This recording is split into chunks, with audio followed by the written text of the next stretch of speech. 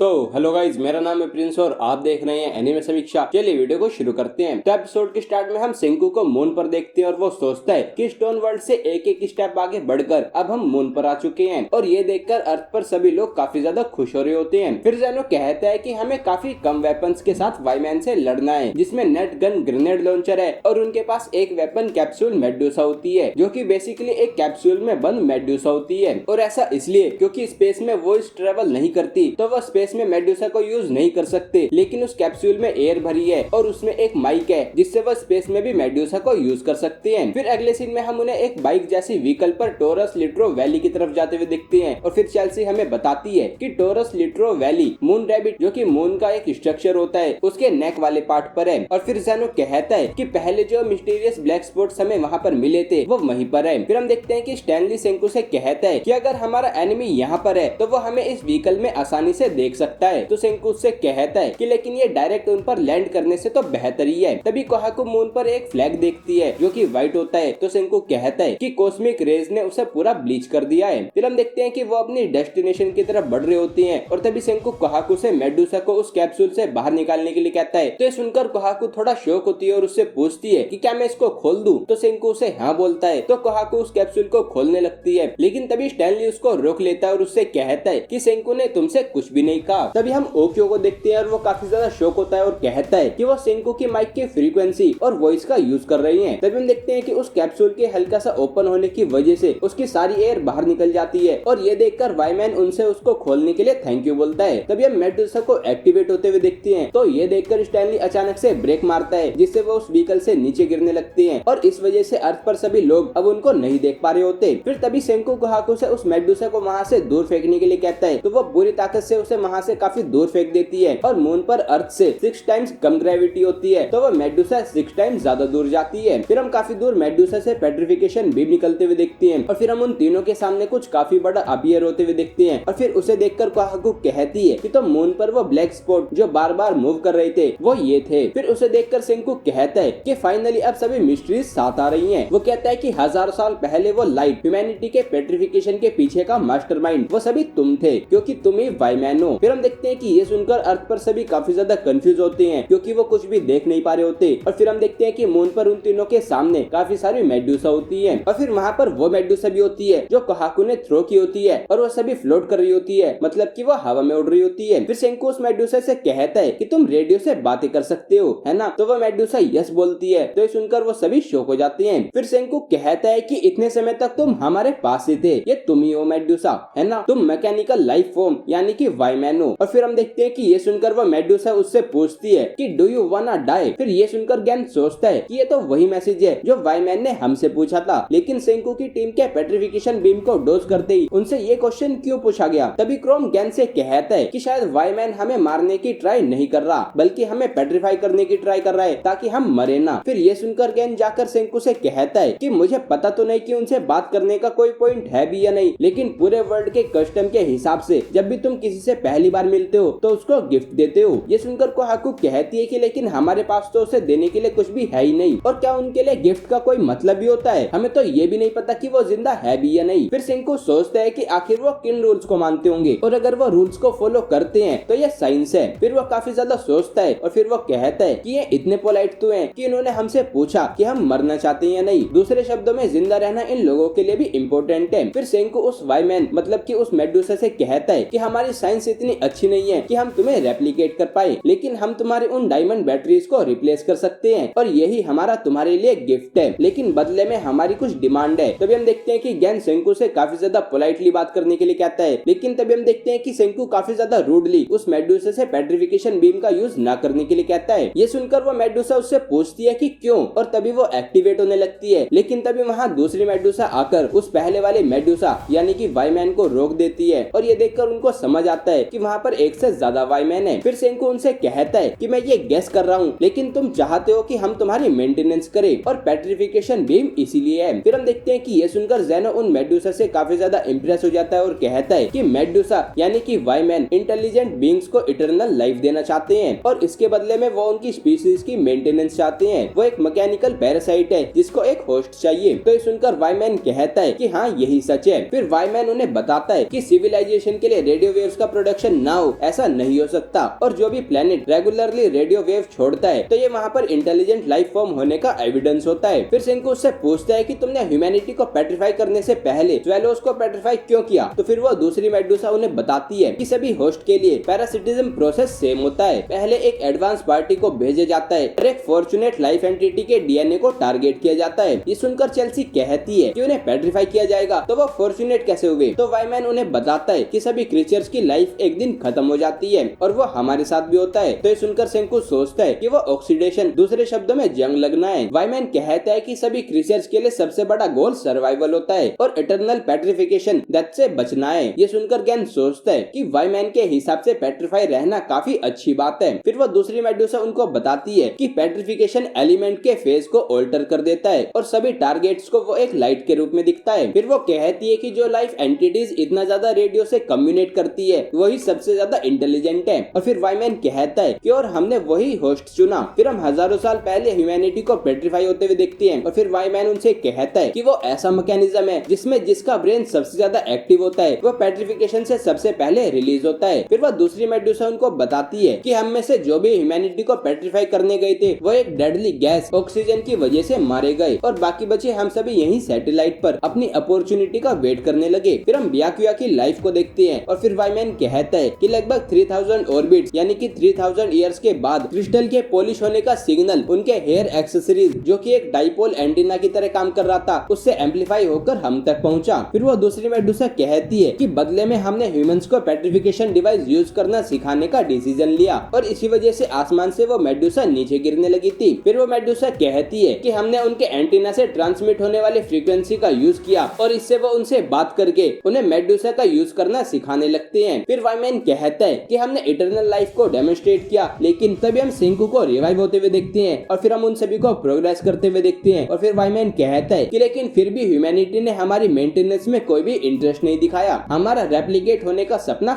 ही रह गया और तो और हमारी बैटरीज को भी रिप्लेस नहीं किया गया। वो सोचता है कि उनकी कॉग्निटिव कैपेसिटी कम है या फिर हमने गलत होस्ट चुन लिया। वो कहता है कि हमने असेस किया कि तुम इंफीरियर बीइंग्स हो लेकिन तभी। और फिर हम देखते हैं कि उसी समय सेंकू जीपीएस बनाता है और स्पेस में काफी ज्यादा अमाउंट में रेडियो वेव्स को भेजता है और ये देखकर वो सोचते हैं कि उनके पास इतनी पावरफुल रेडियो वेव्स एमिट करने की कॉग्निटिव कैपेसिटी है लेकिन फिर भी उनको इटरनल लाइफ नहीं चाहिए, ऐसा क्यों। और यही देखकर वो उनसे वाई बोलते हैं जिसे सुनकर वो सभी मेडुसा का नाम वाईमैन रख देते हैं। फिर वो वाईमैन कहता है कि फिर हमने एक डिसीजन लिया कि हम फिर से इस प्लेनेट को पेट्रिफिकेशन वेव से भर देंगे और इसके लिए हमने उन्हीं के मेथड्स, उन्हीं की फ्रीक्वेंसी और उन्हीं की वॉइस का यूज किया। फिर हम वो सीन देखते हैं जहाँ पर सेंको जोएल की वॉइस से पूरी ह्यूमैनिटी को पेट्रीफाई कर देता है और फिर हम सुइका को रिवाइव होकर काफी ज्यादा मेहनत करके सेंको को रिवाइव करते हुए देखते हैं। और फिर वाईमैन उनसे कहता है कि तुम्हारा बिहेवियर हमारी समझ से बाहर था और इसीलिए उन्होंने उनसे पूछा कि क्या वो मरना चाहते हैं। फिर कोहाको उससे पूछती है कि तो क्या उस समय वो मेडुसा गलती से एक्टिवेट हो गई थी। तो वो कहता है कि उस समय मेरे आसपास के एनवायरनमेंट से ऑक्सीजन चली गई तो उस समय वो एक्टिवेट हो गया और फिर वो एक पेट्रिफिकेशन बीम से सिग्नल भेजता है ताकि सभी इंटेलिजेंट बीइंग्स उसकी एग्जिस्टेंस को समझ जाए। बेसिकली वो उसने उनकी अटेंशन के लिए किया था। फिर सेंको उससे कहता है कि मुझे सिर्फ एक बात समझ नहीं आई। तो सुनकर टाइजू कहता है कि मुझे तो लगभग उसकी सभी बातें समझ नहीं आई। तो फिर गैन उसको शॉर्ट में बताता है कि वो जाकर स्मार्ट क्रीचर्स को पेट्रीफाई करते हैं ताकि इटरनल लाइफ की वजह से वो उनकी अच्छे से केयर करें। फिर सेंको वाईमैन से कहता है कि तुम चाहते हो कि हम अपनी साइंस से तुम्हारी बैटरीज को रिप्लेस करें और तुम्हें रेप्लिकेट करें लेकिन तुमने हमें हजारों सालों तक पेट्रीफाई रखा और अपना प्लान खराब किया। तो भला तुमने ऐसा क्यों किया। तो वो दूसरी मेडुसा उससे कहती है कि यहाँ पर आने पर हमने एक इंटरप्लेनेटरी क्राफ्ट देखा था और वो देखकर हमने सोचा कि जिसने भी इसको बनाया है वो काफी ज्यादा इंटेलिजेंट होगा लेकिन फिर भी तुमने रिवाइव होने में हजारों साल लगा दिए और इसका मतलब हमने तुम्हें ओवर एस्टिमेट किया। सेंको उससे कहता है कि सही कहा, हमारी साइंस तुमसे काफी ज्यादा पीछे है और हम तो ये भी नहीं समझ सकते कि तुम ऐसे हवा में फ्लोट कैसे कर रही हो लेकिन जल्दी हम वो जान जाएंगे। वैसे भी हमारी साइंटिफिक सिविलाइजेशन को अभी कुछ हजार साल ही हुए हैं। वो कहता है कि फर्क नहीं पड़ता कि हम ओल्ड एज से मारे जाएं, हम 7 बिलियन हैं और हमारे बाद भी बिलियंस लोग आने वाले हैं और इसी तरह से हम इतनी जल्दी इतने आगे तक आ पाए। फिर वो वाईमैन से कहता है कि मैं तुमसे 1-on-1 नेगोशिएट करना चाहता हूँ। वो कहता है कि हम ह्यूमंस और तुम मैकेनिकल लाइफ फॉर्म्स अपनी किस्मत के लिए मुकाबला करेंगे और फिर हम देखते हैं कि एपिसोड यहीं पर एंड हो जाता है। तो गाइस ये था episode 12 of doctor stone season 4 part 3। अगर आपको ये वीडियो पसंद आई है तो वीडियो को लाइक कीजिए, चैनल को सब्सक्राइब कीजिए, प्रेस कीजिए बेल आइकन को। मैं मिलता हूँ आपसे अगली वीडियो में। Thank you.